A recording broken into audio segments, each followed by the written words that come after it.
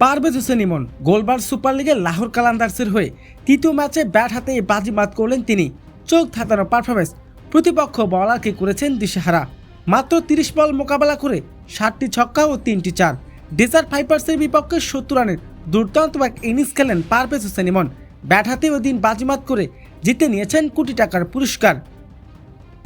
শক্তিশালী ডেজার্ট ভাইপার্সের বিপক্ষে এদিন ব্যাটিং করতে নেমে ইনিংসের শুরু থেকে আক্রমণাত্মক মেজাজে খেলেন পারভেজ হোসেন ইমন। ইমনের এই তাণ্ডবে ডেজার্ট ভাইপার্সের বলাররা দিশাহারা হয়ে পড়ে। মাঠের চারদিকে সব চোখ ধাঁধানো শট খেলেন। মাত্র 30 বলে 70 রানের হার না মানা এক দুর্দান্ত ইনিংস উপহার দেন তিনি। ইমনের এই রেকর্ড করা ইনিংসে ছিল 7টি বিশাল ছক্কা ও 3টি চারের মার।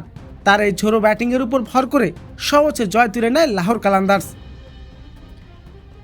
নিজের তৃতীয় ম্যাচে ব্যাট হাতেই বাজিমাত করে শুধু ম্যাচ জিতা হয়নি, ম্যাচ সেরা পুরস্কার ও কোটি টাকার পুরস্কার নিজের পকেটেও ঢুকিয়েছেন এই তরুণ ব্যাটার। ইমনের এমন রাজকীয় পারফরমেন্স এখন বেশ প্রশংসাও ভাসিয়েছেন। পারভেজ হোসেন ইমনের এমন ঝোড়ো ইনিংস আপনার কি মতামত? যদি এমন ইনিংস খেলতো তাহলে আপনার কেমন লাগতো? অবশ্যই জানিয়ে দিবেন আপনার মূল্যবান মতামতটি কমেন্ট বক্সে।